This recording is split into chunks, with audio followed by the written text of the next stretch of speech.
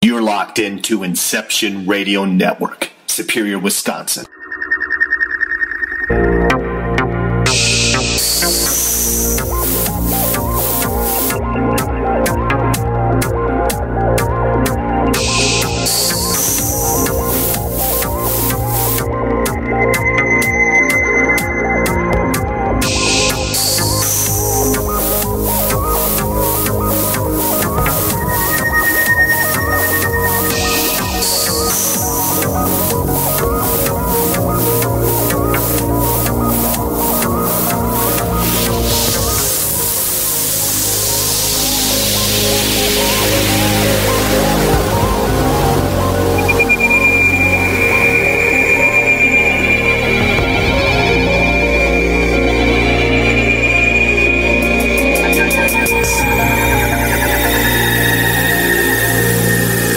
Now your host of California MUFON Radio, Lorien Fenton.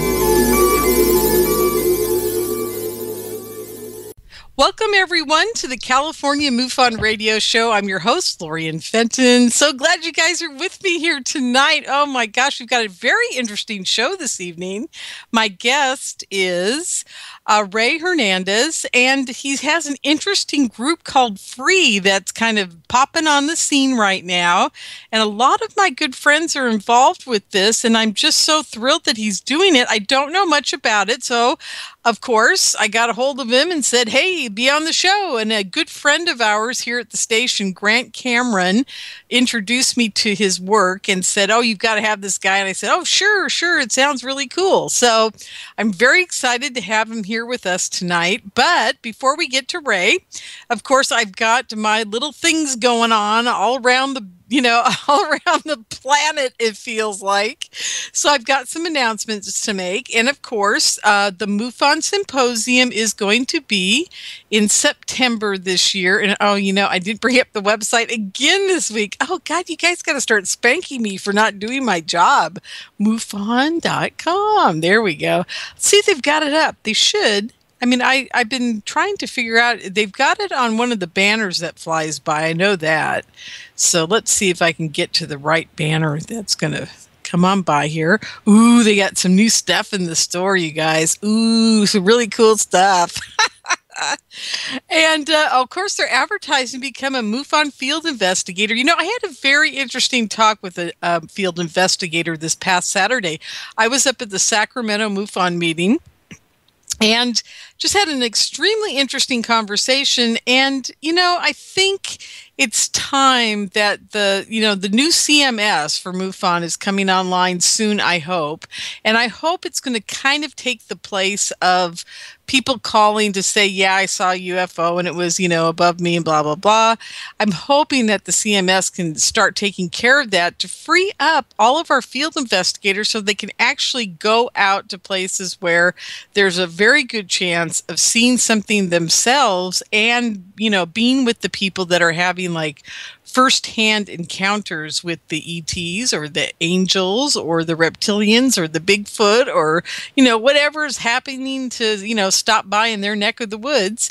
And I just, I really hope that we can get more field investigators out in the field doing more really, and I'm not calling the lights in the sky and seeing the UFO not important, but, to me, that's more of a data issue. Like when I read the shapes and the sizes and the colors and how many were seen and how many were reported. I mean, it's more of a database type of thing to me at this point. Where I want to see our field investigators is go out and spend the night somewhere and, see the UFOs for themselves and get abducted themselves. And that's what they should be doing. They should be like our first liaison out there to the outer space guys and say, take me, So anyhow, that would be a lot of fun. So I just saw this, become a MUFON field investigator. And I can almost guarantee you guys, if you start becoming a MUFON member and you do decide to become a field investigator, I think in the next 5 years, it's going to turn into that. It'll be just more of a real, a research project instead of, answering the phone and taking down reports, which is all good, you guys. I'm not saying it's bad. I'm just saying it really, it kind of it needs to morph. And I think MUFON is heading that direction. After all, we are MUFON evolved. What can I say? So, and speaking of MUFON evolved, oh gosh, I'm going off on 500 tangents here. Jan Harzen, the executive director of MUFON, will be speaking at the Conscious Life Expo in Los Angeles this weekend, and I will be too. So, if you guys are in the LA area and you want to meet Jan and you'd like to meet me, that's the place to be. I'll be speaking on Sunday afternoon at 5 p.m.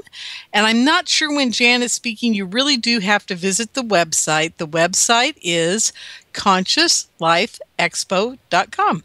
And you can just check out all the pictures of all the amazing people that are going to be there. And then you can click on Jan's smiling face, and it will take you to his little page that tells you all about what he's going to be doing at the conference. So be sure to do that if you can. And I will be there. You can click on my smiley face down at the bottom. I'm not a main speaker, so I think I'm down near the bottom there, folks, but I'm still there. So that's a good thing.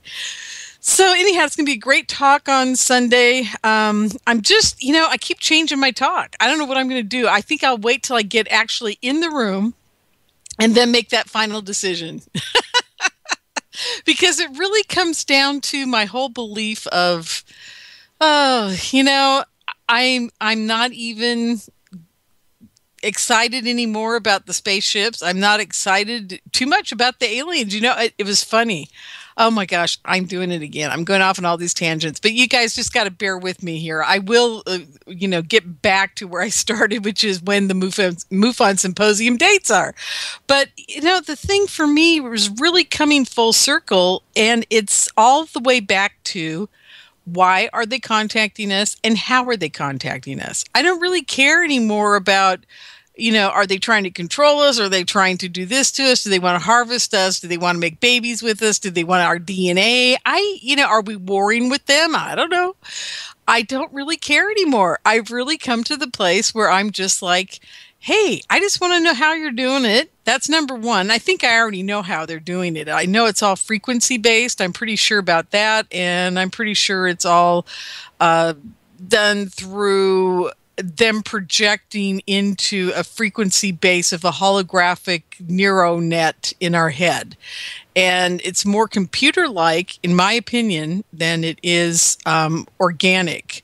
I think it has much more of a ones and zeros firing mechanism than we want to believe it does.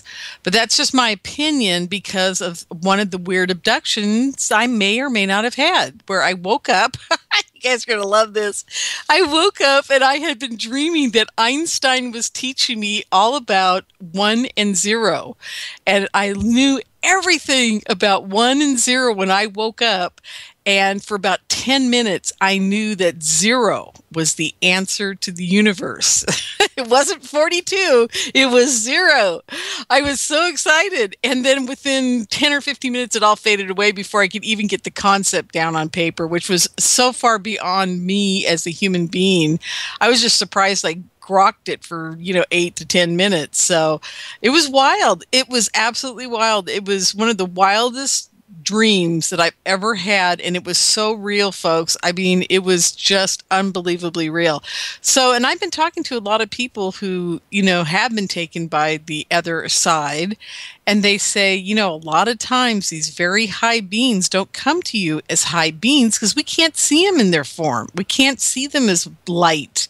We just can't even gaze upon them because they're so magnificent in their love and what they emanate that sometimes they come to you as other people or famous people to give you a lesson that you need to carry on with you into the future. So that's kind of what I think happened to me that night. And I'll never forget. It was just absolutely a crazy, crazy night. So anyhow, so getting back to all this, I just don't know what I'm going to end up talking about at the conference because I'm going to start with my story about the bunny rabbit, which is a very good place for me to start.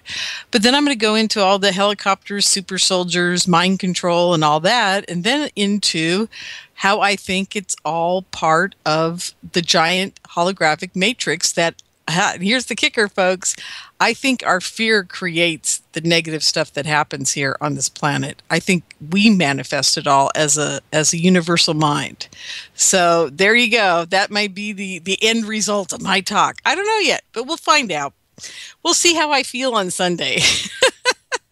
If I'm feeling a little devious, I may throw in all the dark side. If I'm feeling good and happy and done my prayers and my meditation that morning, I'll probably end up talking about angels and God. I don't know.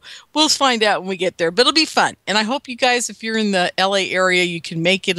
It'll be really cool to meet up with Jan Harzen too. So, and George Norrie's going to be there and the whole gang. So it should be a great time had by all. And you know what? I still can't find where the MUFON Symposium dates are. Okay, now come on. There's got to be MUFON Store, Research, Report, E-Journal, Donate. Okay, what? Board of Directors.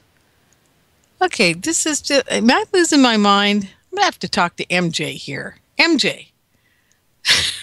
He's probably asleep at the wheel, knowing I always get, they're always eating or doing something, these producers of mine.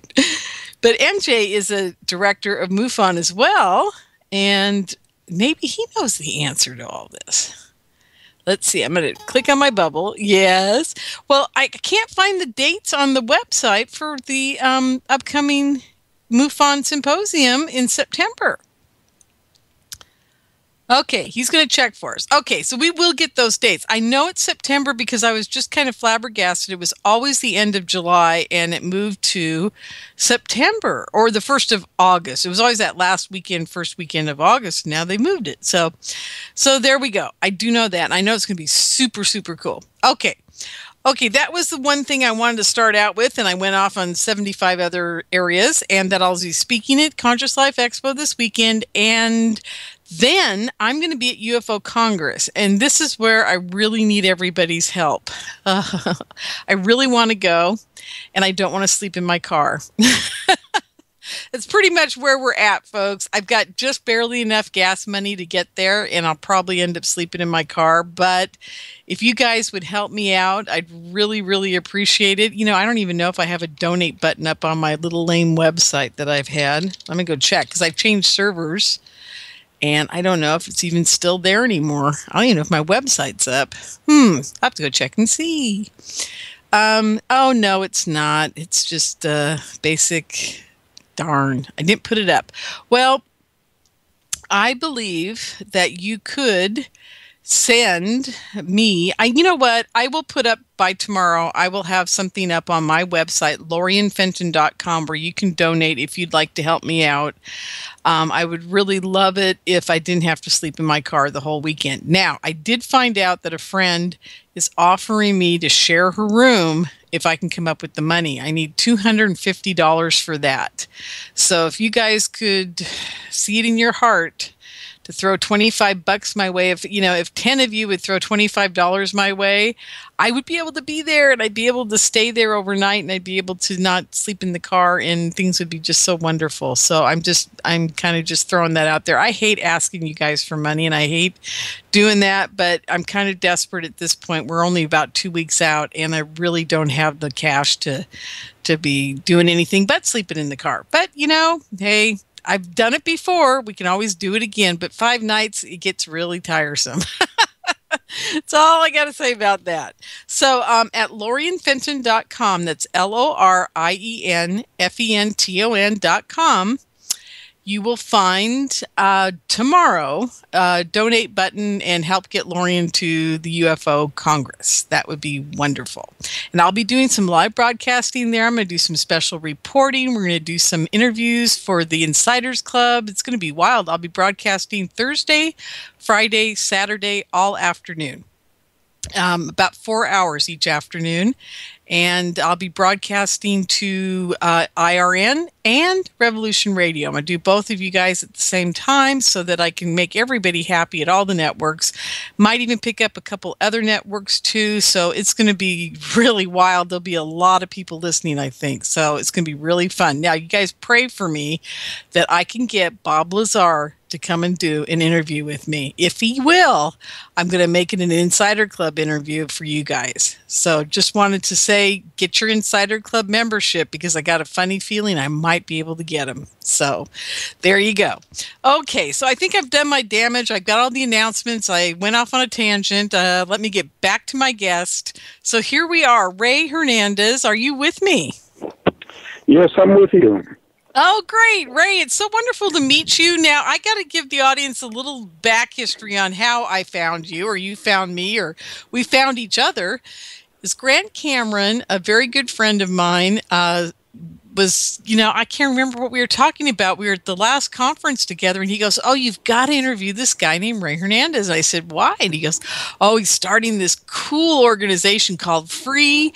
He's going to do nothing but ET connections and research into it and why it's happening. And he goes, it's right up your alley. And I went, oh, okay, cool. And then I got back, things happened, and we didn't really connect until just about a week ago. But hey, Rey, I'm so happy to have you on the show. And you know what I'd like for you to do, if you could? Would you start telling people who you are, how you ended up into all of this, and what F.R.E.E.'s all about? And we'll go from there. How's that sound? Okay. All right. Excellent. First of all, I did not create F.R.E.E. F.R.E.E. was co-founded by various individuals. One of them is the father of the modern disclosure movement, Dr. Edgar Mitchell. Oh, we love him. The other co-founder is Dr. Rudy Shields, who is an emeritus professor of astrophysics at Harvard University. And both of them are theoretical physicists. Both of them are adherents to the quantum hologram theory of physics and its derivative explanation of what is consciousness. And the other co-founder is Mary Rodwell, who is in my opinion, if not the top, one of the most prolific researchers on with experiencers. And she's been in this field for 25 years. She's the equivalent of, let's say, Friedman, Stan Friedman, Linda Moulton Howe, and Kathleen Martin, all put together for Europe. That's how famous she is in Europe. Wow. She doesn't tour the U.S. that much because most of her summers are spent, 3 months giving lectures in Europe. But that's who she is. And then the other co-founder is an experiencer like myself. Actually, Jan Harzen was her mentor at MUFON. She was with, I think it was in Riverside, California, when Jan was starting out. And so she was a researcher many years ago with MUFON, and her name is Christina Knowles, and myself. And a little bit about F.R.E.E. We are a consortium of very famous individuals that are on our advisory board. Have you ever heard of the name of Whitley Strieber? I love Whitley, yes. Yes, he's on our advisory board. We are, besides Dr. Edgar Mitchell, Dr. Rudy Shields, and Kathleen, we also have Barbara Lamb. We also have Dr. Leo Sprinkle. Mm-hmm. We have Dr. John Climo, who's the world's leading academic on the paranormal. Dr. Climo has just recently retired. He's been a professor of psychology for over 40 years. He has chaired over 250 Ph.D. dissertations, and out of those, 75 have been on the paranormal. And he's also taught research methodology all of those 40 years. He's also on our advisory board. He's also the chair of our research study, which I'll talk about in a little while. We also have Chase Klutsky, and she's also was affiliated with MUFON for many, many years. We have Dr. Michael Melton, who is a Ph.D. psychologist and is affiliated with Starborn Support. And Dr. Joe Lewis, who's been in this field for over 30 years, and he's written 2 books on ET contact experiencers. Dr. Robert Michael Melton, who has written 2 books on the relationship with ETs and the Bible, and also a big-time experiencer. I could go on, but these are all very, very famous people. All of them have been on Coast to Coast on numerous of these radio shows. And we have 5 theoretical physicists in FREE. Another one is Dr. Jude Currivan, also a member of our advisory board. She has a master's in physics from Oxford. She was affiliated with 2 of the most famous physicists in the world, Sir Roger Penrose and Sir Stephen Hawkins. And she also has a Ph.D. as well. And just to give you an idea of some of the members on our advisory board. So we are a scientific-oriented research institute. We're not into... Yes. Yeah, I need to interrupt for just a second, Ray, because you're bringing up something very close to my heart. Do you know about ions that Edgar Mitchell started years ago? Yes, very much so. And the Institute for Noetic Sciences. Correct. And I always thought that maybe they were heading in this direction, but they've never quite gotten there. Do you know why? Well, IONS is an organization that is focused for many, many years on scientific studies of what is telepathy and consciousness. And that's a very narrow field that most of humanity still doesn't understand. If you look at our website has 16 articles on the quantum hologram theory of physics and consciousness. Absolutely. Okay, most of the articles that we have are written for the layperson. There are several articles that are intermediary type of articles, and there's 2 of them that are, quite advanced. That's an article by Sir Roger Penrose and Stuart Hameroff, who are 2 of the leading theoreticians in the field of consciousness studies. And the other is an article that was written by Dr. Edgar Mitchell. And these are heavy-duty physics articles. Also, Dr. Rudy Shields, the professor from Harvard, wrote an article on the paranormal consciousness, and also suggested that much of the paranormal, including ET contact, can be explained through advanced quantum physics and the theory of consciousness. So if someone wants to learn about that, we are the prime source for that type of information. But in terms of the Institute for Noetic Sciences, they have not crossed that bridge, making the association between telepathy, consciousness, and all the other types of paranormal phenomenon into the ET contact field, because the thought was that they would be losing credibility, because what they're doing no one can understand, and very few scientists accept it to begin with, even though it's been proven through numerous studies. The Stanford Research Institute, the Rhine Institute, I could go on and on. There's like 4 or 5 different, the University of Virginia, with the research that they've done. These are all scientifically valid studies that are 40 years of volumes to corroborate that information. And so if it's not been getting a lot of validity in the mainstream science, how are you going to then jump into other peripheral arenas? I wrote a paper which is in the free website, and our website is experiencer.co. Okay, so it's experiencer.co, not .com, but .co. And I wrote a paper there called the Paranormal Quantum Hologram Theory of ET Contact. And there I discuss all the different modalities where individuals have had contact with non-human intelligent beings. And I argued, and most of the advisory board members at our group have agreed with me, including all the theoretical physicists, of course, that all the paranormal phenomenon is associated with ET contact, and that advanced quantum physics explains all of this. And let me go into a little bit of the detail of that. Well, the people that have had... Yes. Ray, yes. Before you go into detail, you just kind of threw me for a loop. Oh, okay, sorry. I'm getting off on a too... okay.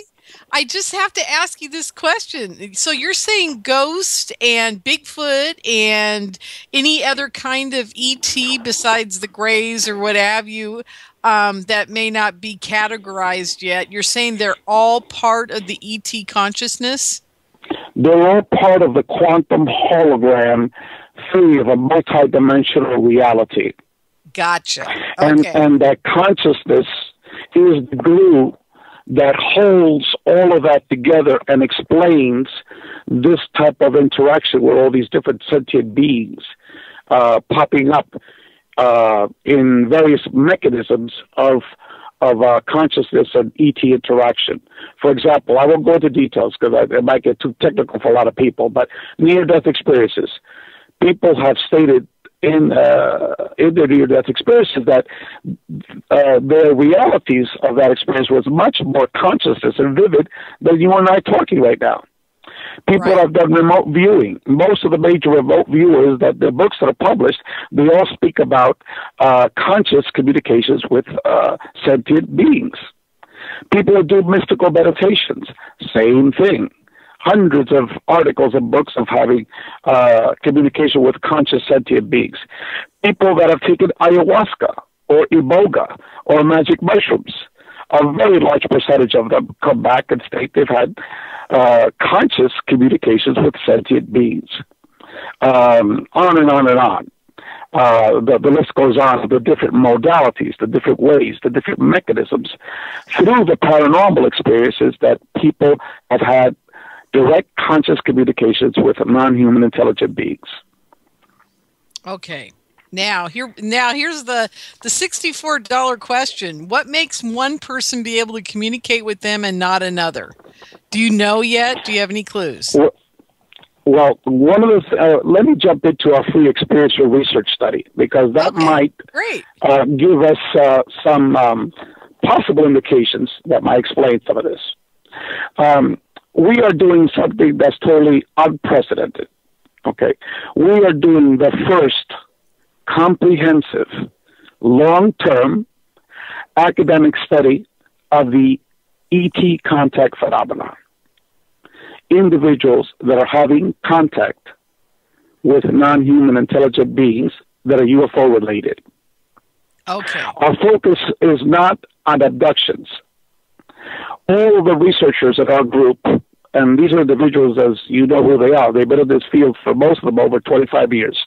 Okay, all of them have information that abductions is actually a sliver, a small portion of individuals that are having contact. I agree. For example, a good majority of the experiencers I've spoken with over the last 2 years, they have no conscious recollection of being taken. Okay, but they do have very conscious recollections of having a mantid, on their bed, or a gray, or a reptilian, or some other type of being or human-looking ETs. Okay, they certainly have a lot of that, and many of them I've seen crafts associated with that, but they have no conscious recollection of a taking. Okay, so our focus, and also people have had telepathic communications and have seen UFOs. So you'll see a UFO, then you'll get these downloads or telepathic communication, but you have no idea, no information that there's been a taking. Okay, now, most that's out there in the mainstream literature is all focused on abductions, the vast majority of it. But yet the people that are in the field researching this for many, many years, they'll tell you, abductions is just a small sliver, okay? So our focus is on all types of ET contacts, whether they're perceived to be abductions or not. People have had telepathic communications, okay? People that have seen these ETs. It's all different types of contact with non-human intelligent beings, which we are defining just for short brevity as ETs. Secondly, our focus is on UFO-related type of contact. The people that have seen a UFO and have had these types of contacts. Wow. So that's our priority. Hey, this is so fascinating, but we've already hit our first break. I can't believe it. And I know it's because I was yakking so much at the beginning of the show. So here we are, folks. It's our first break. We'll be right back with Rey Hernandez and F.R.E.E. right after these messages. You're locked into Inception Radio Network, Superior, Wisconsin. Don't have a computer? Is your internet connection down? Don't worry. Use your trusty cell phone or landline and call into our listen line at 401-283-6700 to listen to the Inception Radio Network 24/7. Again, that call-in number is 401-283-6700. For the Inception Radio Network, I am MJ.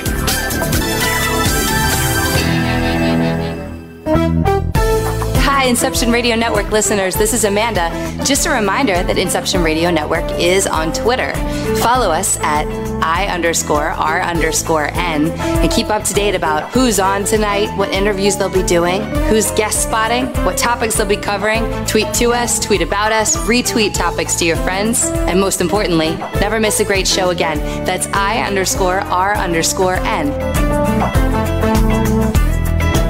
Do you have a smartphone? If so, Inception Radio Network is the best app for you. Available on iTunes, Android, Samsung, and most other app stores. Just search Inception Radio Network. With the app you can listen live, check out podcasts of recent and past shows, view our videos, see what shows are coming up, who the guests are, and, via the chat room, send live questions to those guests. You know it makes sense. Check your app store now. Inception Radio Network. I'll see you there. Are you a fan of Inception Radio Network? Do you reckon it's the best alternative talk radio station on the planet? Well, if you do, head to facebook.com/Inception Radio Network and like the page. Tell your friends, spread the word, and keep listening to the best.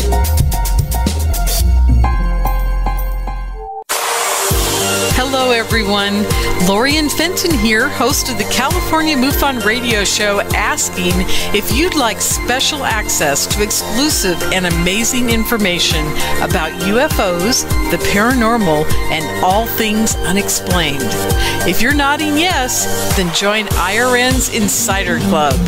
As an Insider Club member, you'll get an all-access pass to premier Inception Radio Network content for only $4.99 a month.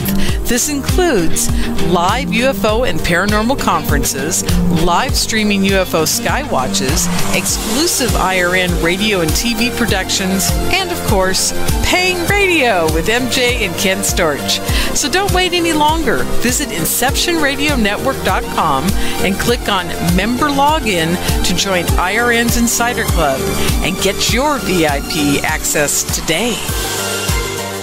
Welcome back, everyone, to the California MUFON Radio Show. I'm your host, Lorien Fenton. Hey, have you got your app yet? Have you got the IRN app? You've got to get it. If you don't have it, get it now because it is really hot. I was at work tonight. This is so funny. I'm at work and my boss is kind of like going, "You're not doing," you know, I'm getting this whole like, what were those Far Side cartoons where the dogs, the person's talking to the dog and all he sees are squiggles in the bubble? Well, it's kind of like what was going on in my head while my boss was talking to me. And then I suddenly hear this little beep, beep, beep, beep, little alien song playing. And it was my IRN app telling me that my show is coming on in an hour. And I'm like, oh my God, I got to get home, you know? So it was great. I mean, I just love my IRN app. Without it, I don't think I'd even make it home on time to do my own show, folks. So, you know, you've got to be reminded when my show is too, because we all need that. So get the app. It's really easy to do. You just go to the Google Play Store and take care of it. And oh my God, my cat, I don't know if you guys can hear him. He's ripping apart a box, just totally ripping it apart. I think I've told you guys all this. He's a Hemingway cat. He's a polydactyl cat. He's got 5, 6, 7 toes on each front paw. And when he starts ripping stuff apart, it's like a human being ripping things apart. It's not like a cat. And he's got claws that the size of, oh my God, his claws. I'm going to take a picture someday and throw them up on my website. You guys got to see these things. They're bigger than my pinky, I swear. That's how big these things are. So anyhow, okay, yeah, we're having some really interesting conversation here with Rey Hernandez with F.R.E.E., and you need to go to experiencer.co, and he's going to continue on. We were just talking about before the break about how they're doing different types of research with different types of people having different experiences, right, Rey? Yes, it's the first comprehensive, long-term academic study of the experiencer. It's never been done before. Wow. This is just, you're blowing my mind. I swear you're just blowing my mind because, I didn't tell you much about my experiences, but they are not your normal experiences. But everybody I've talked to, Barbara Lamb included, and Yvonne Smith, the people at Opus, June Steiner, the list goes on and on. Everybody I talk to says to me, you are an experiencer. You just don't have the same kind of contact that most people remember, because I've had so many bizarre, crazy experiences, Rey, that it's just, it's all going to be in my book. So what you're going to need to do is to take our initial survey that's in our website. It can take you 15 minutes. Oh, cool. And it's on the front page on the upper left-hand corner, and it'll say, are you an experiencer? It'll say, please take our survey. And so that's phase one of our research survey. It's all quantitative questions, yes or no, true and false type of questions. If I could tell you a little bit more about the chair of our committee. The chair of our committee, as I said before, is Professor Dr. John Climo, who's the leading academic in the paranormal field. He's written various books on the paranormal from an academic perspective. And he's taught research methodology for 40 years. So he's the perfect person to head this up because that's his specialty, research methodology. So that the goal is every year to get all the responses to our survey and to come up with a report, an academic report, that hopefully will be published in peer-reviewed journals. And we're going to be making the data accessible to everyone on our website. Oh, my God. That's so amazing. Now, how many are you limiting your data, or is this first, when you go up and you click on I'm an experiencer and you fill out the form, do you get put into a pool of where you're going to be contacted again, or is this just a one-time deal? How does this all play out? Let me explain the research methodology. Okay. First of all, the survey is completely anonymous if you so choose. Okay. For example, in my case, I tell everyone I'm a tax attorney with the IRS out of Miami, Florida. So I'm an out-of-the-closet experiencer. But there's many individuals that do not want to reveal who they are, their identity. So you could have a pseudonym, okay? We will not be requesting your address, your date of birth, your social security number. So you'll take your phase one survey. The other thing we request is for you to have either an email or a telephone number if you do so decide to continue with our study. So the phase one is 100 questions. Phase two is over 1,000 questions. Wow. Okay. And if, remember, all those names that I mentioned to you, yes, all those individuals have been working for 1.5 years on these questionnaires. Oh, my gosh. Okay. Hey, Rey, are there any of them that I have to come up with a paragraph description or anything? Is it all yes and no, A, B, C, D? Okay. The phase one and the phase two are yes and no, yes and no, and Likert scale questions. And let me give you an example of what that is. Sure. After you've had your initial contact experience to this date, to today, how has your belief in God changed? 1, 4, you're still an atheist. Okay. 7, that you have not a belief in God, but you know for a fact that God exists. Okay, so there's like a whole range. That's an example of a Likert scale type of question. So it's still forced choice. You know, that you have to force a choice in your response. So these are called quantitative questionnaires. Now Ray, I've got to interrupt. Yes. I got to ask you another crazy question.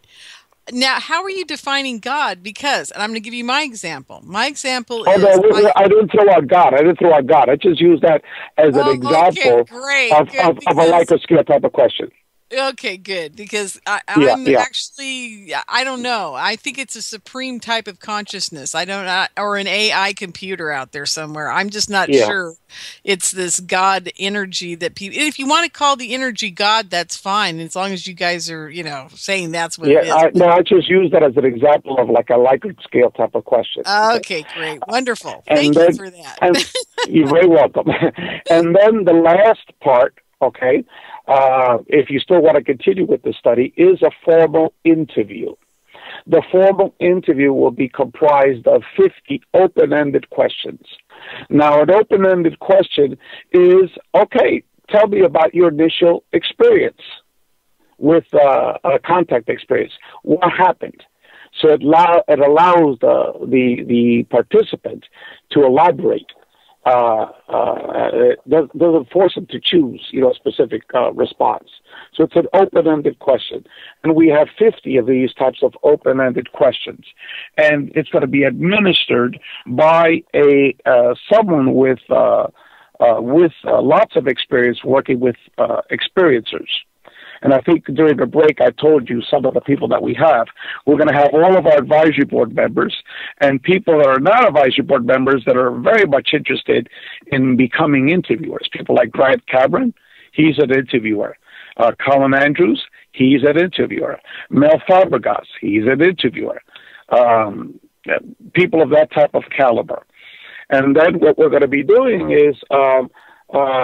after we finish, right now we have 500 people that have taken this questionnaire. These are all people that have had ET contact with a non-human intelligent being and have seen a UFO. And these are the ones that have taken the phase 1 questionnaire. Right now, we're going to be starting very soon, allowing them to take the phase 2, which is the 1,000 questionnaires. And in about 2 months, then they'll be interviewed by our formal interviewer. So the results after this is that we're going to be having the first ever comprehensive academic study of people that have had these types of experiences. We're going to have loads of data. I mean, you ask me a question, you have a question to be asked, we've got it there. We've been working on this for a year and a half. So, wow. Ray, I'm so blown away. I've got so many questions for you. I don't even know where to start. But I guess the first thing we should start with really is why, and this is, again, I don't know if he's ever told you this, but why did Dr. Edgar Mitchell get involved with you guys in the first place? I just kind of feel like, is he doing this because IONS isn't going in the direction he really wanted it to in the first place? Or, I don't know. I mean, is there any reason? No, he's been sort of distant from IONS for several years now. It's been sort of independent. Dean Radin, and they have a board of advisors, and he's part of the board of advisors. But Edgar's, almost 85 years old. And in terms of how it happened, you would have to know a little bit about my story to see why Edgar became involved. I think we have about an hour or so. Why don't you tell us about your story and your contact and how this all started for you? I'd love to hear that. Okay, all right. You just let me know when we need to go a break, and we can continue afterwards. In like 14 minutes, so go for it, and I will tell you when. Okay, let me give you a little bit of background of myself. I was one of these individuals that school and academics came very easy for me.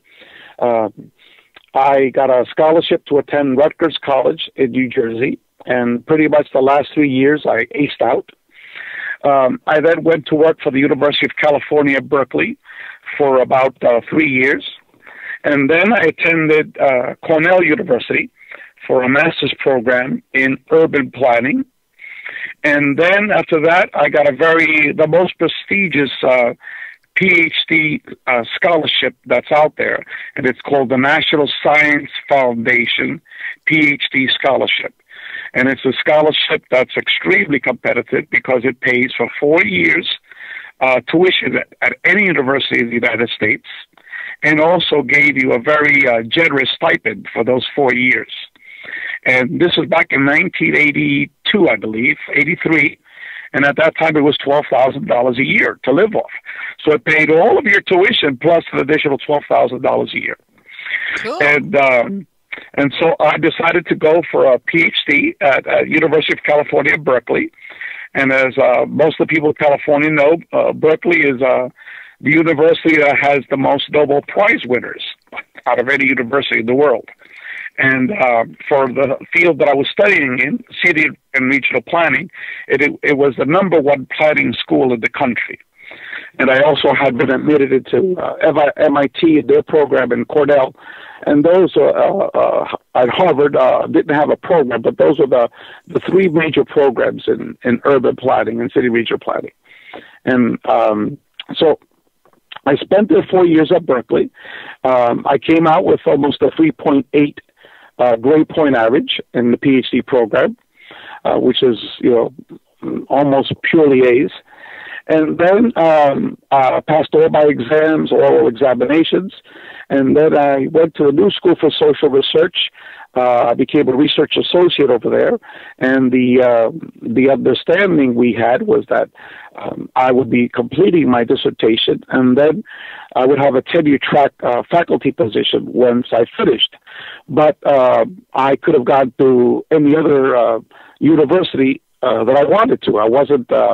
I didn't make any compromises to stay there at the new school. They basically were like ruling me to stay afterwards if I had finished. So 6 months after I got there, and I began writing my dissertation, my ex-wife got a brain aneurysm. And I basically, after about 6 months later, I had to quit the PhD program because I was working 2 full-time jobs to maintain my household. I had 2 small children. My wife's sister was still in high school, and her mother had just recently retired. So Berkeley was very competitive, the program I was in. They only admitted 6 students per year.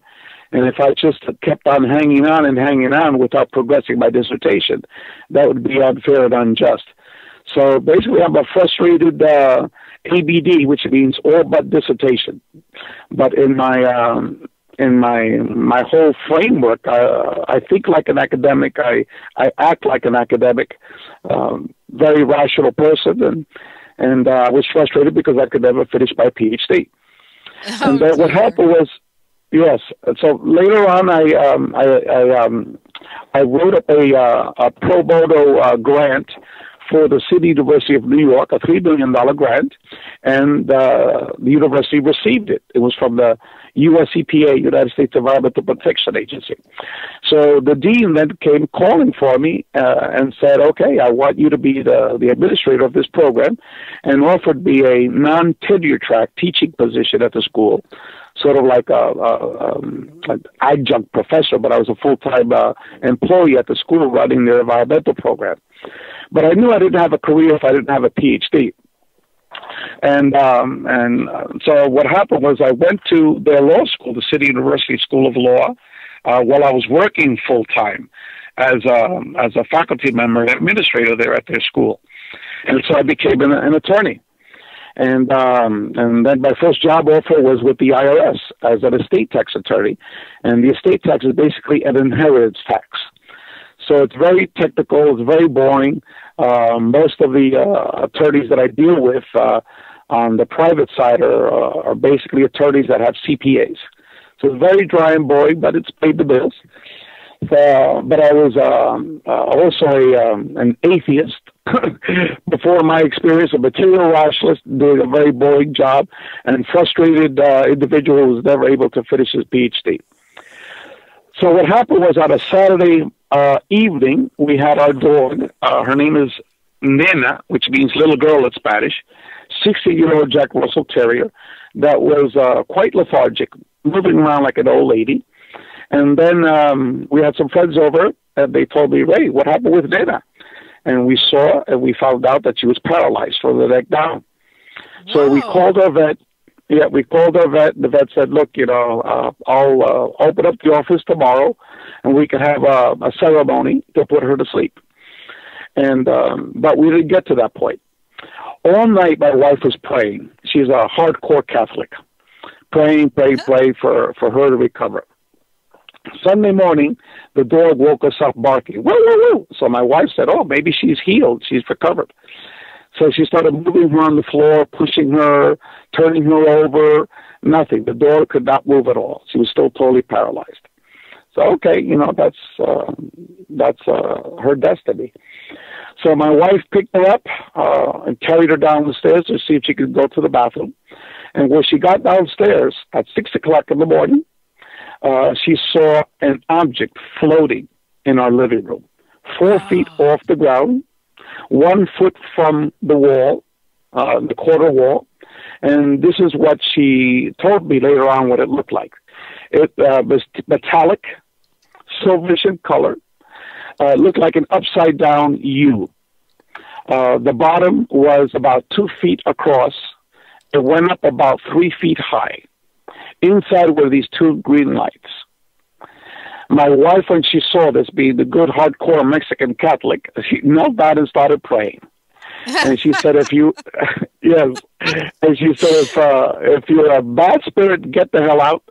If you're a good spirit or an angel or even the Virgin Mary, the Mexicans see the Virgin Mary everywhere. Right, she said, then please stay. And the only thing I ask of you is don't let my Nenita suffer. So when she was thinking this in her head, all of a sudden the green lights start shooting out and scanning her and the dog. Oh. At that point, she freaked out and she started yelling for me. Ray! And I was ignoring her because it was Sunday morning, 6 o'clock. I wanted to sleep. Leave me the hell alone. If you saw a cockroach, stop on it. Don't bother me. Right. So finally, after like 5 minutes of doing this, or 10 minutes, I forgot exactly how long, she physically came upstairs and grabbed me to go downstairs. Now, this is where the confusing part starts. When I got down there, I don't recall seeing her or the dog. Oh. Okay? I didn't hear her, the dog, nothing. I didn't see them. And then I had like tunnel vision where I only focused on this object, and it was not the object that she saw. It was a totally different object. I saw this object in the same exact location that she told me afterwards that she had seen the initial object. What I saw was a floating plasma being. I say it's a being because it controlled my mind. Now let me describe what it looked like. Yeah. Go for it, Ray. Okay. It was a plasma energy, so it didn't have any outside external boundaries. The shape was rectangular in shape. It was approximately 2 feet to 2.5 feet wide. In height was about 1.5 feet in height. And it was multicolored, similar to like if you had all these different colored colors that you would squirt into a bathtub, and they would all be swirling around in the water, those watercolors. Yeah. But you had all the different colors in a Crayola box that were squirming around at the same time. That's what it looked like. It was semi-transparent. And I said it was pure energy. And what I did was not something very rational. And up until that point, I still considered myself a very rational person. But what I did was basically I squinted at it, I looked at it, and then I waved my hand at it, and I said, bullshit. And then I turned around, I walked back up the stairs, I laid in my bed, looking straight up at the ceiling with my eyes wide open, and basically I was in a trance. I do not recall having any conscious thought after I started looking up at the ceiling. Approximately 15 minutes later, 1-5, all of a sudden it was like the hypnotist snapped his fingers. And it was like, okay, kid, we're done with the wife. We're done with the dog. Wake up. And all of a sudden I woke up. And I was like, holy cow, what the hell just happened? And I ran down the stairs. And when I got down the stairs, and let me try to describe it with you, it was as if my wife was in a Pentecostal church, with her hands waving up in the air, stomping on the ground. Hallelujah, hallelujah, hallelujah. The angels cured her, the angels cured her, the angels cured her. You know, it's Spanish, right? And then my dog was like, had the energy of a puppy, was zipping from one area of the living room to the other area, running around, and jumping up to my wife, and my wife would pick her up and hug her and turn her around and kiss her and put her on the floor, and my wife again stopping on the floor with her hands around, hallelujah, they just killed her, hallelujah. And in my head, I was like, what the, you know, just happened, okay? I was blown away. So I asked my wife, I said, Dulce, what the hell just happened? And she said, you saw it. The angels came. The angels came. They cured my nanita. They answered my prayers. And I said, what angels are you talking about? What I saw was a floating energy object there. She says, I didn't see that. And then that's when she described what she saw. I said, but that's not what I saw. No, she had seen that metallic object. That's what she had seen. I was thinking maybe it had morphed into an angel for her, you know, that she was seeing an angel type of figure. So no. It was that she had only seen that metallic object. She had not seen that plasma energy being. She recalls me like being there, but not very clear. You know, she knew that I had come down, but she doesn't have any recollections of me going back up the stairs. During those 15 minutes, she has no recollection of any of that. Okay? It was like she had called me, brought me down the stairs, and all of a sudden, I'm down the stairs again. You know? Yeah. It's like those 15 minutes had disappeared for her. And so after that, you know, she says, well, you wouldn't understand because you're an atheist. You don't believe in God, you know? So that was her perspective. Sorry, but that's a really funny excuse. And I'm an ex-Catholic, so I'm just laughing because that's just too funny. Well, hey, Ray, we're going to hit our break here in about 10 seconds or so. So I'm going to just take us out. But I wanted to say one thing. It's very interesting that she said that a silver object was an angel. And I want to explore that a little bit when we come back here. So everybody stay with us. We have some fun stuff coming after the break. We'll be right back. You're locked into Inception Radio Network, Superior, Wisconsin. Don't have a computer? Is your internet connection down? Don't worry. Use your trusty cell phone or landline and call into our listen line at 401-283-6700 to listen to the Inception Radio Network 24/7. Again, that call-in number is 401-283-6700. For the Inception Radio Network, I am MJ. Are you a fan of Inception Radio Network? Do you reckon it's the best alternative talk radio station on the planet? Well, if you do, head to facebook.com/Inception Radio Network and like the page. Tell your friends, spread the word, and keep listening to the best. Hello, Inception Radio Network listeners. This is Amanda. Remember, you can take your Inception Radio shows on the go. Just download the Inception Radio Network app for your iPhone, iPad, or Android smartphones and access live shows, past shows, guest lineups, and much more. Just visit the iTunes Store or the Google Play Marketplace and download it today for free. You didn't forget what's coming up tonight, did you? Hi, Inception Radio Network listeners. This is Amanda. Never miss that interview you were looking forward to or the show on your favorite topic. Follow IRN on Twitter, I_R_N, and get reminders about the evening's live shows as well as fun and important updates throughout the week. That's I_R_N, and never miss a great show again. Hello, everyone. Lorien Fenton here, host of the California MUFON Radio Show, asking if you'd like special access to exclusive and amazing information about UFOs, the paranormal, and all things unexplained. If you're nodding yes, then join IRN's Insider Club. As an Insider Club member, you'll get an all-access pass to premier Inception Radio Network content for only $4.99 a month. This includes live UFO and paranormal conferences, live streaming UFO skywatches, exclusive IRN radio and TV productions, and of course, paying radio with MJ and Ken Storch. So don't wait any longer. Visit InceptionRadioNetwork.com and click on Member Login to join IRN's Insider Club and get your VIP access today.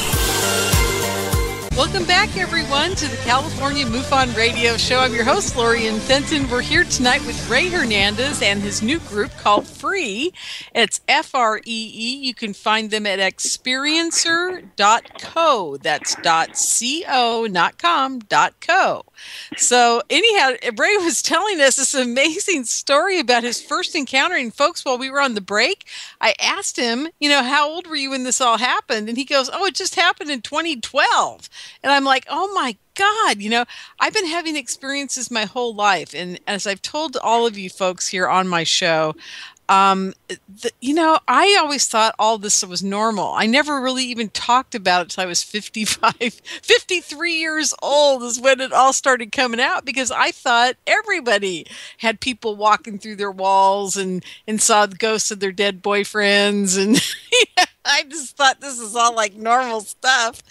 And I never really talked about it with anybody. I also thought that everybody could tune in on people in their family and say, hey, call me in 5 minutes. I need to talk to you. And that they would call and that everybody could do that. I grew up thinking that was normal. So I had no idea that it wasn't. And I had no idea that I could look at a place somewhere across the world and just, zone in on it. And suddenly I would be in contact with a person there that I may, have said, I'll write you a letter or I'll get in touch with you. And I could zone in on where they were and what they were doing. And then they would call me, so it wasn't just limited to my family. It was people that I had a connection with as well. So I just thought this was all normal. I thought people could make rabbits appear. I thought people could get cars when they wanted to. I just thought this was all normal. So it's very nice to hear from Rey that, it is normal. It's kind of like anybody who's had some kind of paranormal experience. It's not that far-fetched, and a lot of people are having it happen to them. I was talking to a friend of mine the other day, and I said, there's got to be millions of us out there, and there's probably more, because how many people don't tell anybody like I did? Waited till they were 53 years old before they even brought it up to anybody, really. I mean, my close friends knew, but that was it. I mean, it's a handful of 4 or 5 people. That's it. And they just raised their eyebrow and, oh, you're kind of crazy, but, whatever. So it's really wonderful to hear that F.R.E.E.'s coming around, and they're going to be, taking surveys of all of us people out there like this. So I'm really excited. I hope you guys are too. So Rey, continue with your story, please. I want to hear the next thing that happened. I'm going to try to be very brief. It's been numerous stories since then that's happened, because F.R.E.E. has, we're going to be doing out of the closet videos. Okay. We have an Experiencer Buddy program. We've started an Experiencer Liberation Day on October 1st of each year for experiencers to come out of the closet. We're doing so many different programs, but let me finish my story here. Yes. So anyway, after this incident took place, my wife then began seeing huge crafts at night. She would wake up in the middle of the night and go outside, and there'd be these huge crafts out there. When she went to Mexico, she went there for a month. 3 different times she had encounters with huge crafts. One time there were 10 people in her family that saw a huge craft descend from the sky, beam down a blue light. and I spoke with everyone involved. So it was all these crazy experiences my wife started having. And meanwhile, for a 6-month period from March of 2012 to August of 2012, all I've been doing is just going to the internet. I didn't have any type of experiences. And all the internet did was just confuse me more. Right. And so one night in late August, I was outside. I was waiting for a friend to give me a paper. Actually, I was going to consolidate all his traffic tickets. I was doing him a favor. So he chose to go to court one time. So he calls me up, Ray, I got all the tickets. Where are you at? I'm real close. I'll say, okay, I'll wait for you outside. So while I'm waiting for this guy, I had been called. I remembered seeing the area that my wife saw, that huge craft. And I was saying to myself, my God, that was a huge craft she saw. And I live in a cul-de-sac in a very, very quiet area of Miami. And even the entrance to the cul-de-sac is just like a one-way entrance, so it's super quiet area. And so here I am, I'm never outside in the front, and thinking about how huge that craft was, and then a thought entered my mind, and it was this fellow that was calling out a UFO. In the middle of the day, he had a camcorder, and then a little tiny dot appeared in the sky that was zigzaggy. So I said, let me try that experiment while I'm waiting for my friend. Oh, I want to see a beautiful UFO craft. My wife saw you back in May. She said you were an angelic craft. You had the colors just like stained glass windows, all multi-colors, very close up. She said you were the angels that came and visited her. I want to see you. She had the privilege of seeing you. I didn't get a chance to see you. So I was doing that. And then I would stop and turn around, did a 360 all over the place, nothing. I repeat the same thing. Okay, for 15 minutes I did that. After 15 minutes, and, I really wasn't that serious. I was like sort of half joking, So after 15 minutes, I said to myself, I'm freaking going crazy. This stuff has got me nuts. I need to end this right now, all this UFO stuff, because all the things do is just making me more crazy, right? And as soon as I thought that, boom, right next door to me, the house right next door to me, because we live in a cul-de-sac, there was a huge football stadium size UFO that descended less than 5 feet from the roof of the Rhinestyle house. Okay. And he has 3 palm trees, very, very tall palm trees, queen palms, in front of his house. The bottom of the craft, the palm trees were blocking the bottom of that craft. Okay. It went back at least 2 blocks, because I know there's these huge trees way, way far away. It still went further than that. Okay. In terms of height, it must have been at least 200 feet in height, like at least a football field, just the height of it. And this is what it was comprised of. Thousands and thousands and thousands of oblong. Okay, these are these long circles, oblong, oval streaks of light. And there were so many of them that it formed the whole shell of the craft. And then inside the craft was all these white streaks that looked like plasma that were floating all around inside the craft. And it was semi-transparent. That was a totally cloudy night. You could not see a star in the sky. So you could actually see some of the clouds through that craft. Okay? Yeah. And then all of a sudden, I heard my daughter's voice. And my daughter never told me this, okay? But I heard her voice. Daddy, you and Mommy have seen UFOs. Next time you guys see a UFO, you call me and you let me know. Okay, Daddy? You let me know. Don't forget. Now, I'm supposedly was a rationalist person, okay? The last thing you would want is to come, your just recently turned 10-year-old daughter, to come outside to see this huge, gigantic UFO, because you have no idea what is going to happen, Right. So no. I heard my daughter's voice, so I ran right to the window right next door. Because remember, it's a very large cul-de-sac, So I took like maybe 10 steps towards our window, and I started yelling for her. It's got air! Jumping up the window. What is it, Daddy? What is it? Sweetheart, there's a UFO out here. There's a UFO out here. Run, come out. and zap, she was out there like in, a couple of seconds, 15 seconds or so. So now she and I are watching this craft. Daddy, what is that? I said, sweetheart, it's a UFO, but it's in hiding. We have a whole lot of jet airplanes and radars trying to look for these UFOs, and it doesn't want to be caught. Oh, thanks, Daddy. And the atmosphere, we were not scared at all. The atmosphere is sort of like a 4th of July. There's a hot August evening. All I needed was a 6-pack of cold Coronas, a lounge chair, and some sausage links to munch on, and that's it. That was the environment. And we're watching the fireworks. And all of a sudden, my friend comes, but he doesn't come alone. He comes with his wife and his 17-year-old daughter. This is after 15 minutes, our daughter and I were watching this thing, okay? So he comes, and they leave the car right in the middle of the cul-de-sac, and they all run to us. And so both of the adults go to me, Ray, what is that? And I said, you know damn well what it is. No, it can't be. So for about 5 or 10 minutes, they started coming up with all these crazy ideas of what it could be, okay?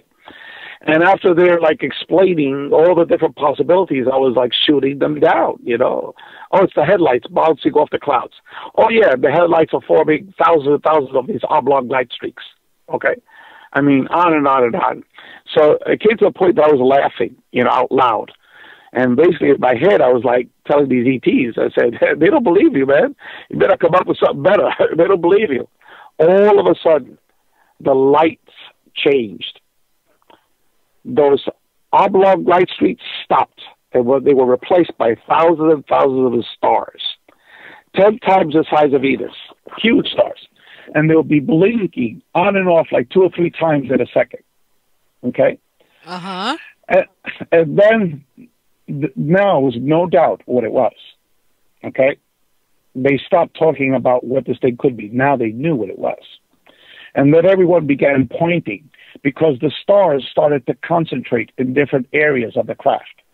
The whole entire craft still had these stars all over the place. But in certain areas, it'd be double or triple, the amount, the concentrations. And so it'd be taking turns moving around the craft, these concentrations. And we were oh, look over there. Oh, look over there. Look over there. Look what it formed. They're forming different things, And so all of a sudden, 10 minutes after they saw this thing, our friends go, okay, we got to go. We got things to do. And I didn't even question it, okay? I didn't even what are you, freaking crazy? If we take a picture of this, we'll be on the cover of Time magazine for 52 weeks out of the year, Everyone had cameras. Everyone had cell phones. No one took out a cell phone. The neighbor underneath the house, they popped up the lights, he and his wife, okay? Because they saw there was 5 people looking at this thing, And, right. And if you're thinking logically, rationally, you would go to him, you would knock on his door, Pablo, hurry up, get the hell out, look what's on top of your house. No, they didn't even enter your mind, okay? Well, Ray, this is where I got to interject something very quickly here. Yeah. People do not go wake anybody up. They don't go to them.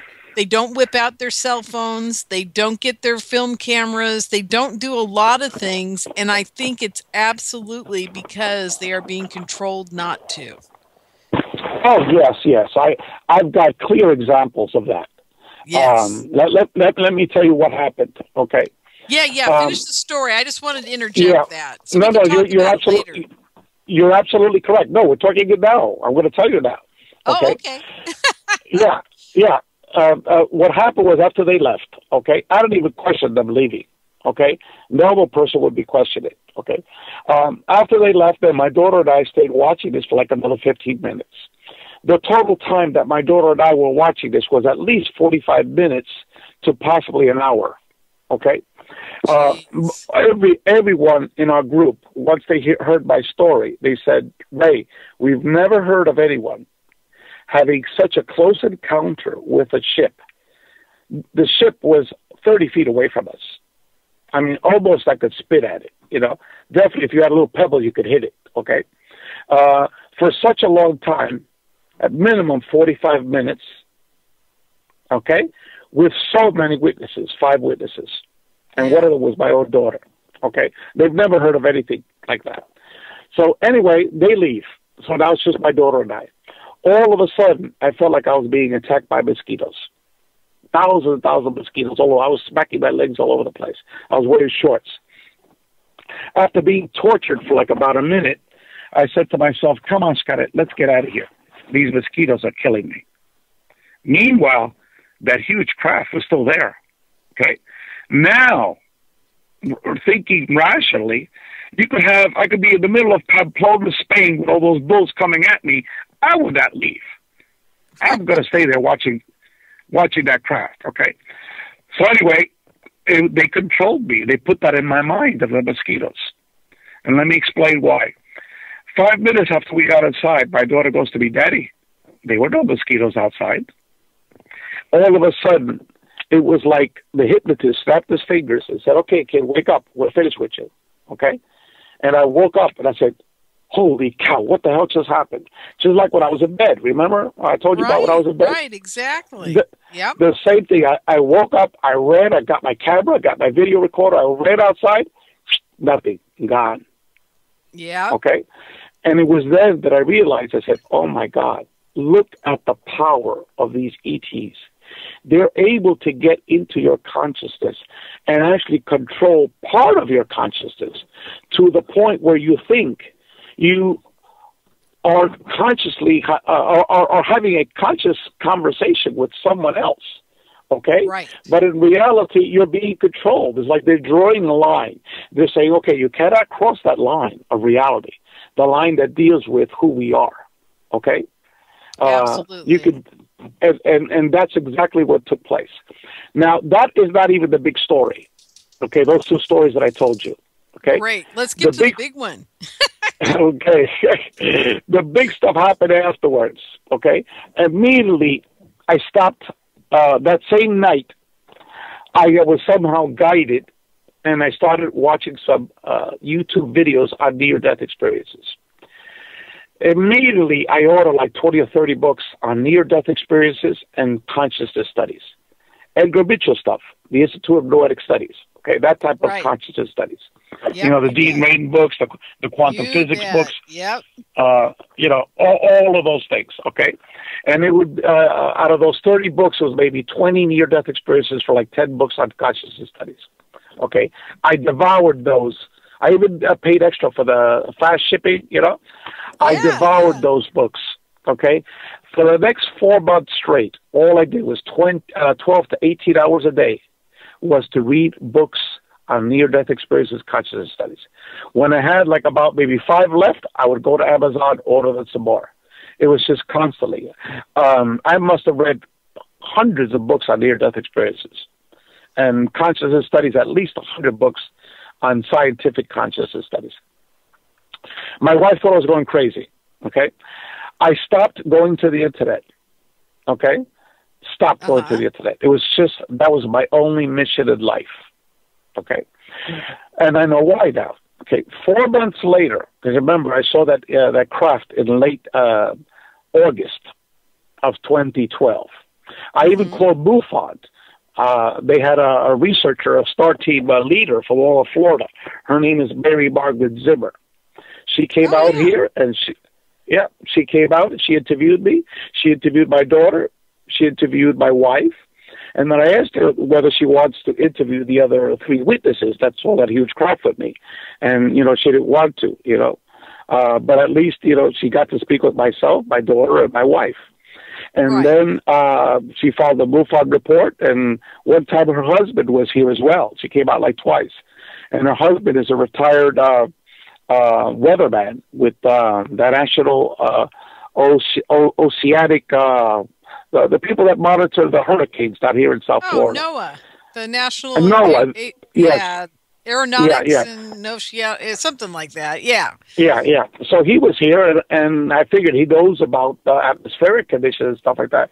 And I said, you know, I explained to my story, you know, and I said, well, what, you know, natural phenomena can create that? He says, nothing. Okay. And so, you know, I knew what it was. You know, obviously I knew what it was, but I was just testing him, you know, to see if anybody could try to cut. And so, anyway, I reported to MUFON. And then for 4 months straight until let me ask the question to the audience members. Okay. Okay. Everyone knows that for 4 months I was reading all these books, 12 hours, 18 hours a day, NDE books and consciousness studies books. Okay. Now, question to audience members: what is the statistical probabilities of this taking place?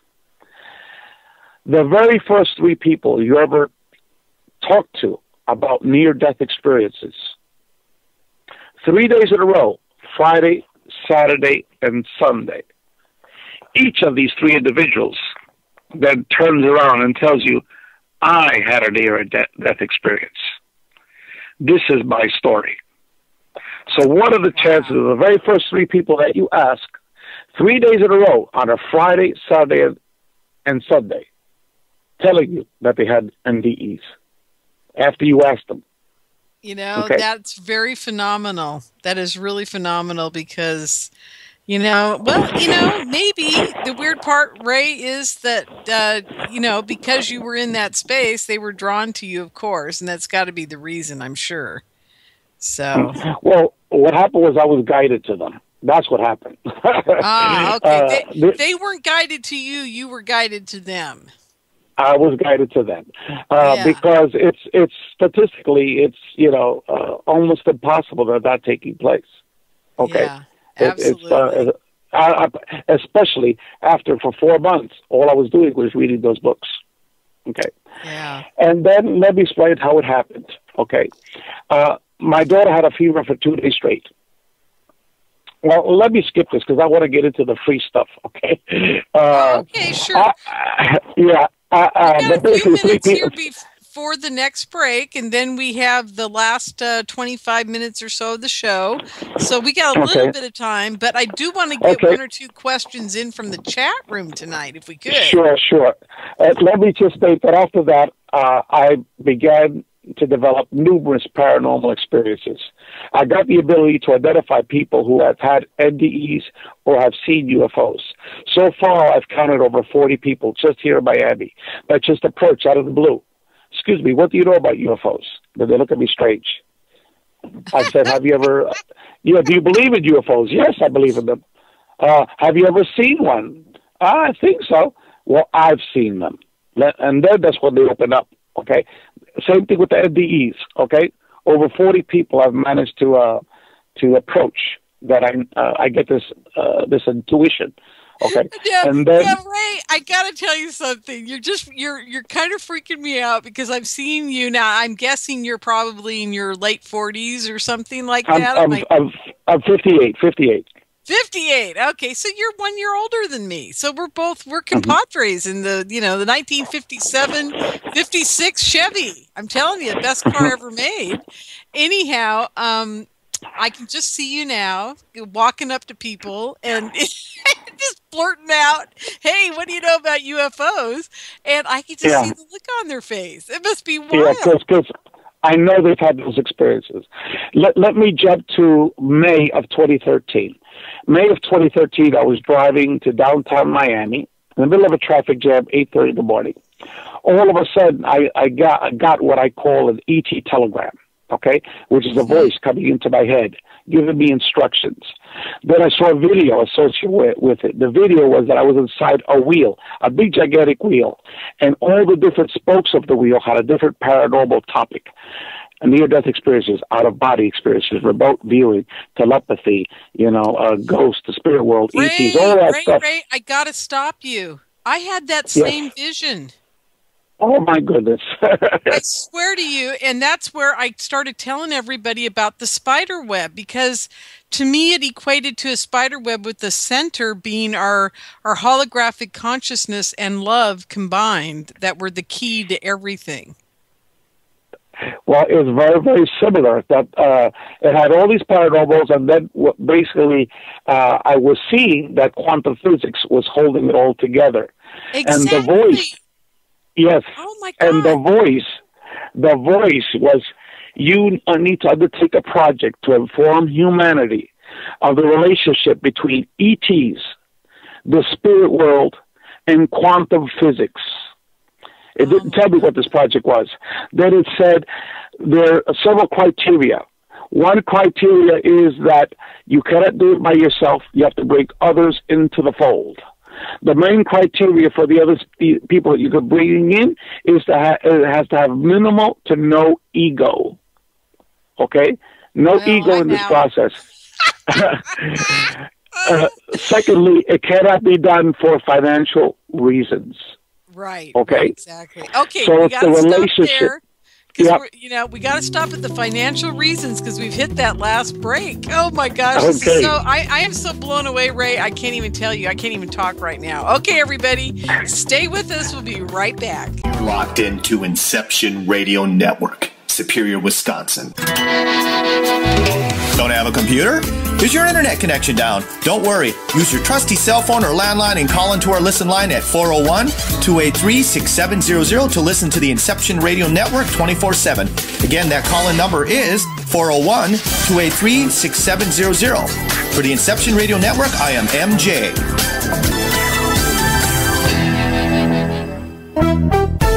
Hi, Inception Radio Network listeners. This is Amanda. Just a reminder that Inception Radio Network is on Twitter. Follow us at I_R_N and keep up to date about who's on tonight, what interviews they'll be doing, who's guest spotting, what topics they'll be covering. Tweet to us, tweet about us, retweet topics to your friends, and most importantly, never miss a great show again. That's I_R_N.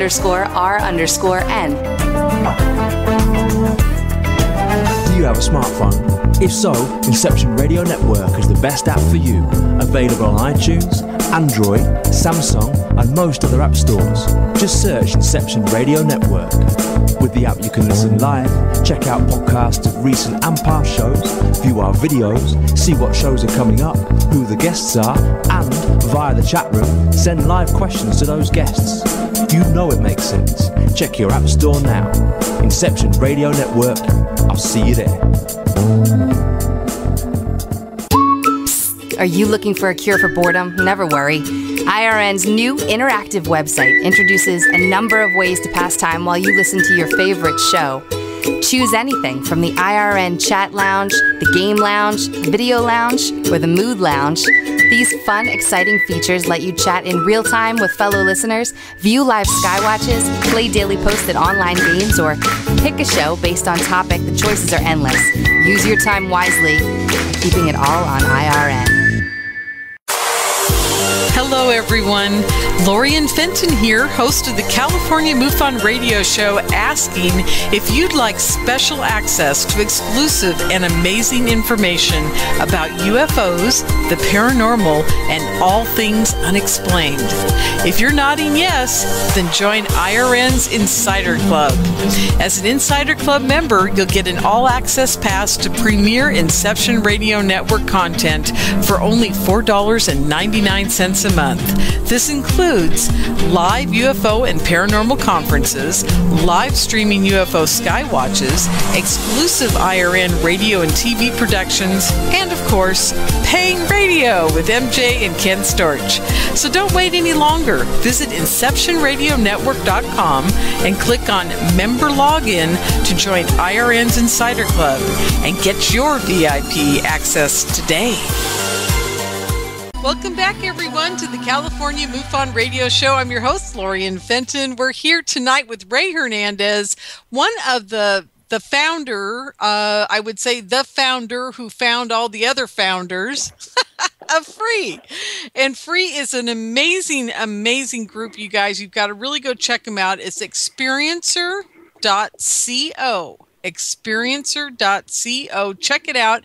And I want all of you that listen to my show on a regular basis, and I know there's a ton of you out there that are experiencers. I would guess that probably 90% of the people listening to my voice right now are an experiencer because I have that kind of show. It's like it draws you guys in. I know that. I know that for a fact.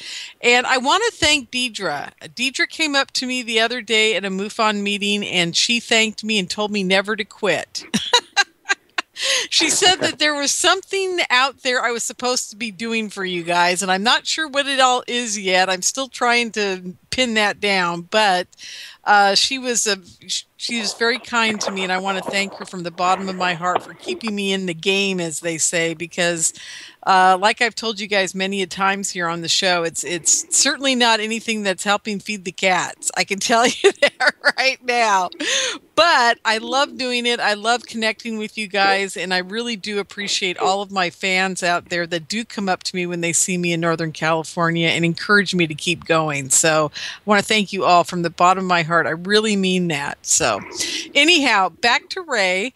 Ray, tell us, we've got about 20 minutes left here, and let's do 5 or 10 more minutes of what's going on with F.R.E.E. and you and the whole experiencer group and what we're doing.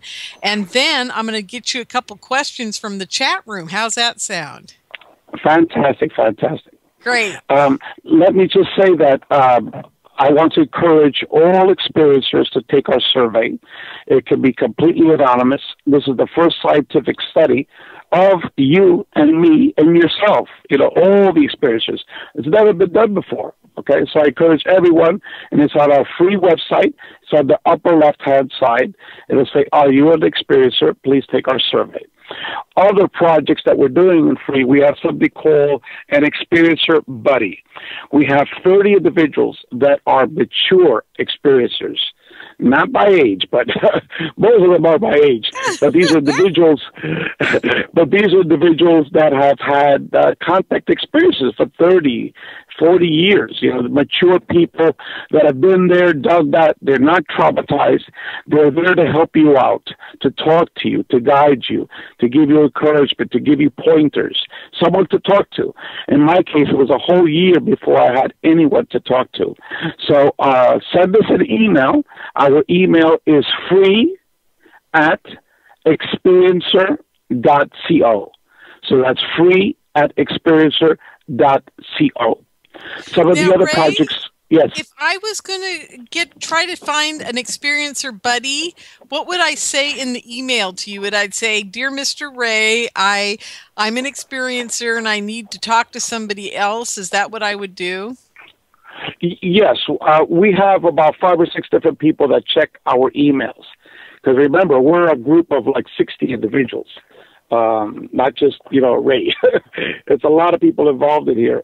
And you would make a topic heading, for example, experiencer buddy, and then say, look, I need to talk to somebody, and though someone will contact you, and then we will try to find out what type of experience you've had, and we'll try to match you up.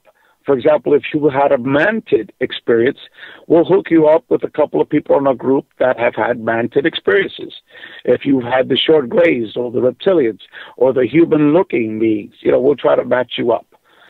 Purely paranormal experiences, we'll match you up with that. So that's sort of the objective. That's phenomenal. Phenomenal stuff, I'm telling you. Yeah. Ray, I don't know. No one's doing what we're doing. I don't know if you've thought about this, and it may be not in your purview to have this involved, but what do you think about the people that are all mind-controlled and the targeted individuals and those type of people? What do you think's going on there? I don't know what you're talking about as a mind control. Ah, okay. Well, very interesting. You and I'll have a talk one of these days. Okay. Yeah, because there's a whole genre out there of kids, adults, whatever, that are having a lot of mind control experiences going on. Have you ever heard of Arizona Wilder or Kathy O'Brien or any of those women? No. Oh, okay. Great. Because they have ET involvement with all their mind control stuff, too, that's going on. So there's a whole area out there that I'll talk to you about sometime. So anyhow, enough said about that. Let's move on. Let's go to Deer Huff. Yes? Oh, I was going to say, I'm going to the chat room questions. Are you ready? Okay. Durhuff in the chat room says, ask Ray what he feels is his most believable abduction story. And I'm assuming he's probably talking about others as well as your own. Okay. I've never had an abduction story. No one in my family has had an abduction story. So I can't tell you about that. And in terms of other stories that people have told me, it's all confidential. And you hear of everything, you know, all types of gambits. People that have had extremely positive experiences, people that have had neutral experiences, and some people that have had negative experiences. So it's the full, you know, range and gambit of experiences. And our research study pretty much is going to be the first study to comprehensively put all this data together. Okay, wonderful. Okay, I'm just going to throw one thing in there. What about Whitley Strieber's story? Because that, I would consider that abduction, wouldn't you? Yes. Correct. Yeah, and what do you, I'm sure you do believe Whitley's story. I believe it. I totally do. I think he's one of the most phenomenal guys for coming out when he did about everything that was going on to him. And he's very brave. And I highly respect him. And he is one of my heroes, to be honest with you. Yes, no, definitely. He's a pioneer. He is a hero because he was one of the earliest people to come out, and he suffered the backslash. He did. That. He really did. And it pioneered the area for people like me to come out in the open, you know? Absolutely. Like, and, you know, the other person who went through a lot of trauma around his experience being publicly known was Travis Walton, and he's another guy that should be a hero. He should be in, like, the UFO ET Abduction Hall of Fame. Yeah, correct. These are the first people that came out of the closet with their experiences, and that's why most people do not come out of the closet with their experiences. To that effect, what we're doing is two different projects for the experiencer. One is we're starting an Experiencer Liberation Day. And it's a day, October 1st, where experiencers can come out of the closet and meet in unified groups throughout the country. And eventually what our goal and objective is to start an Experiencer Liberation Day. And that's what the title of this is. October 1st is Experiencer Liberation Day. And we want to start a social movement, just like the gay liberation movement, where 50 years ago they used to beat the hell out of gays and dump them out in the woods and stuff to die, right? And now look at the situation. Gays and lesbians are able to marry in almost every state in the country. You look at movies, TVs, Hollywood shows, hosts. You know, gays and lesbians all over the place. It's like almost an accepted standard in our society, which is not taboo anymore. My daughter was watching, I think it was like a family station. I think it was called the Family Channel on cable. And there was these two gay men that were like lead characters. And that's what it occurred to me. I said, "Oh my God, you know, the gay movement is it's so accepted now in society, but yet myself as an experiencer, I can't tell anybody my stories because I'll be ostracized. You know, I've lost friends over this. Absolutely. Yeah, and that's what it came to me. The idea is that we need to start a social movement for experiencers, a movement that we can come out of the closet, where we can tell our friends, tell our family members, tell society that we are millions of people that are out there and that we need to come out of the closet because this phenomenon is real. We need to be able to say, my name is Rey Hernandez. I'm an estate tax attorney with the IRS. I live in Miami, Florida, but I'm also an experiencer. And I've had all of these types of experiences, and it's for real. And not be thought like I'm a crazy nut. So go to our website. You're going to be hearing more information about this Experiencer Liberation Day. We have buttons for sale, very beautiful buttons that people can wear on that specific day.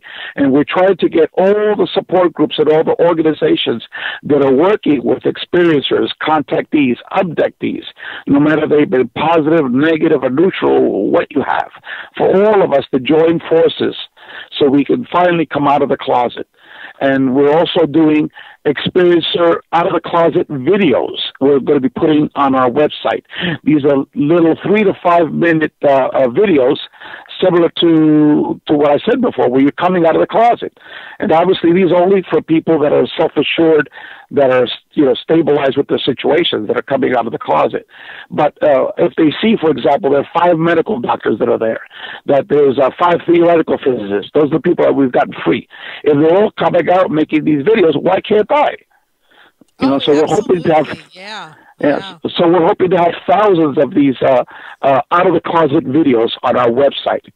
So, and then we have the Experiential Buddy program that I talked to about, and we're having many of these different types of...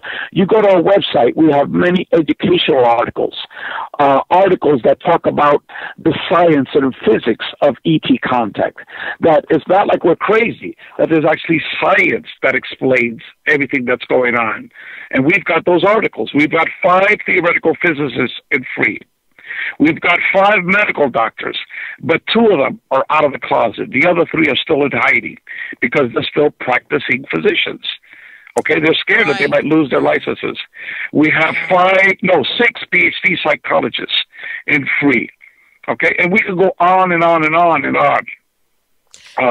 What's very interesting is that have these guys been attacked by their organizations that they work for? Have they been, what happened to John Mack, right? I mean, I kind of worry for them. So how are they doing? Are they okay? Is everybody kind of accepting that they're doing FREE and not giving them a bad time? Well, the Harvard professor, he says that nobody talks to him about that. They don't bother him at all because he's 74 years old. That's great. Yes. Yeah, he seemed like a little quacky, a little crazy. But then most of these astrophysicists are seen as quacky to begin with, Now, there's certain professions, like I said before, the medical doctors, none that are still practicing are out in the open, okay? Because there still is that fear out there. So it's most of the people that have come out, like our 2 professors that are part of the research study, both of them are retired now. Okay, so it's a mixed bag, but our objective is for people to be able to come out of the closet, just like the gay movement, like the civil rights movement. We're trying to start a social movement for experiencers, and we're trying to do it under the umbrella of a scientific research organization. Absolutely. Now, FREE does not take a position as to the ET agenda. Our position is not a love and light crowd. We're not the evil alien crowd, okay? We're being neutral on all of this. Why?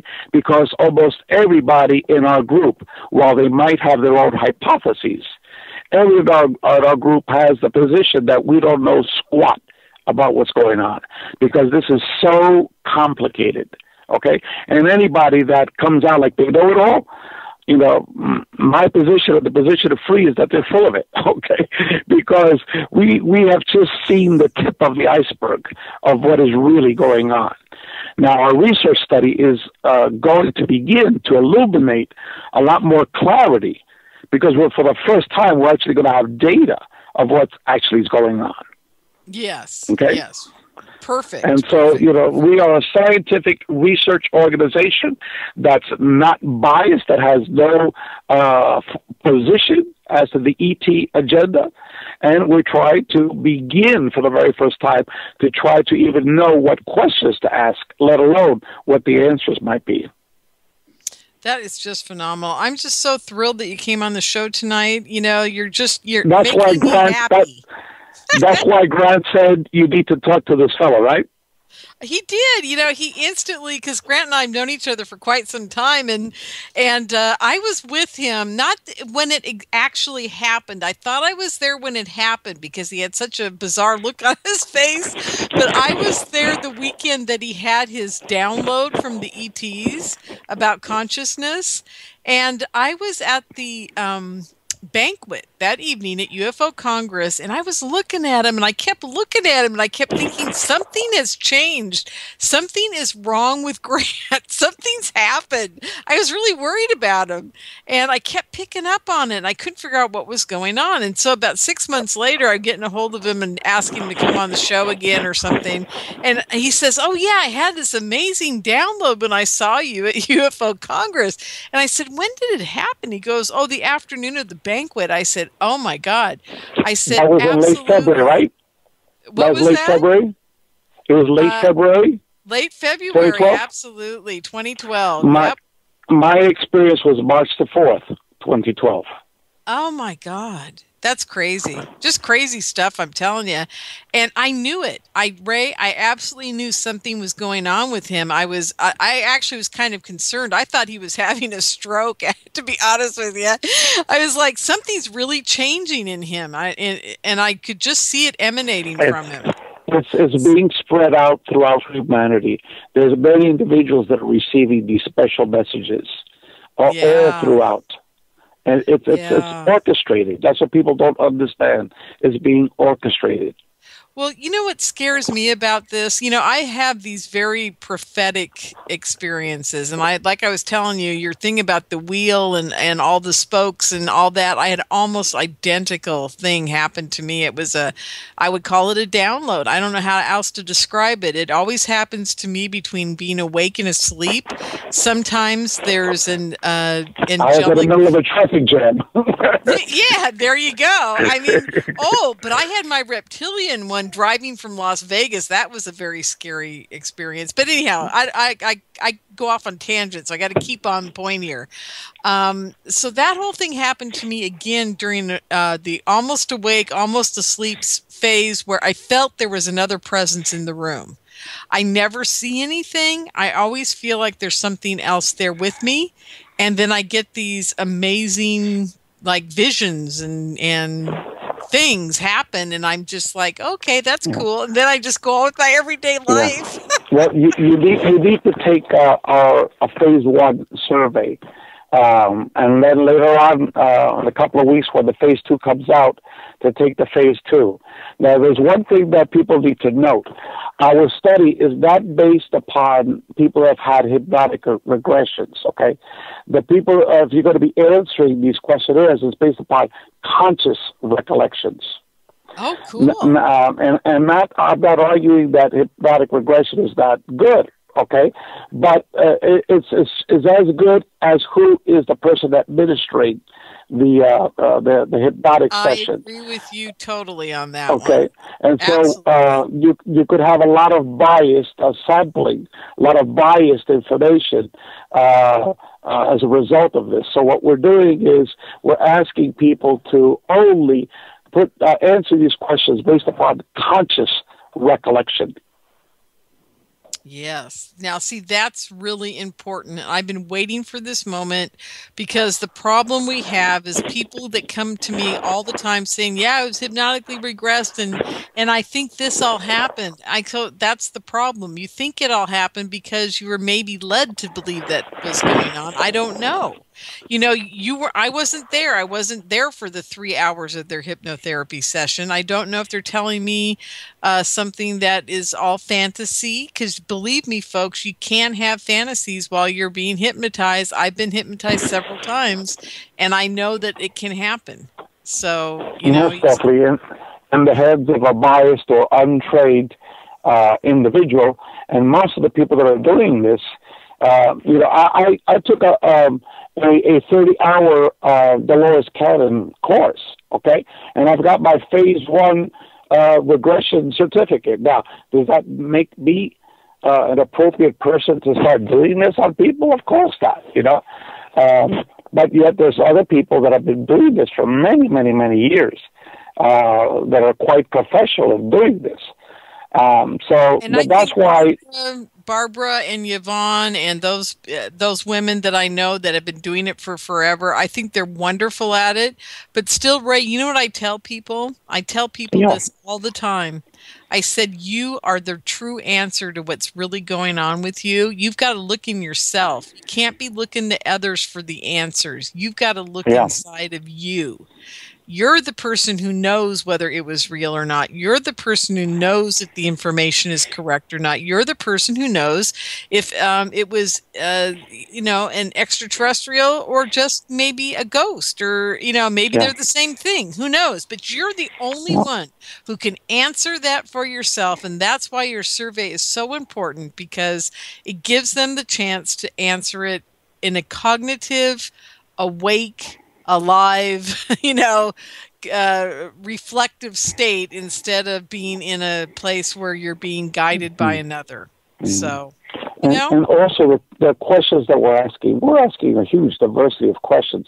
Many times that will trigger events that happen to you, get you thinking, that you might not otherwise have thought about that experience that occurred. So that's another useful tool of our questionnaire as well, just to get you to trigger responses. So basically, I know we're running down, but basically, FREE, in a nutshell, is an organization comprised of numerous scientists. As I said, we have all these doctors, we've had these theoretical physicists, we have these Ph.D. psychologists, we have a who's who in the ET contact field, and we're all working cooperatively. We're doing a scientific academic research study, the first of its kind. No one has come close to what we're trying to do, of the experiencers. So we're going to get some very credible, hardcore data very shortly. All that data is going to be released to the public. Not the interviews, not the interview part, because that's confidential, but just the data of the responses of the surveys. People during interviews are just going to be have a number. The interviewer is not going to know who this person is. Okay. Yes. But the participant is going to be instructed not to tell them their name or their address or anything like that, to prevent any type of confidentiality things. And the interviewer will be told not to even go near those private questions, okay? Well, okay, Ray, on that note, I hate to do this to you, my friend, but the show is over. So tell everybody, visit experiencer.co and take the survey. It'll change your life. You will become a free person. So do it. And our email is free@experiencer.co. Great. Thank you, Ray. Thank you for a wonderful show. Good night, everybody. We'll see you next week.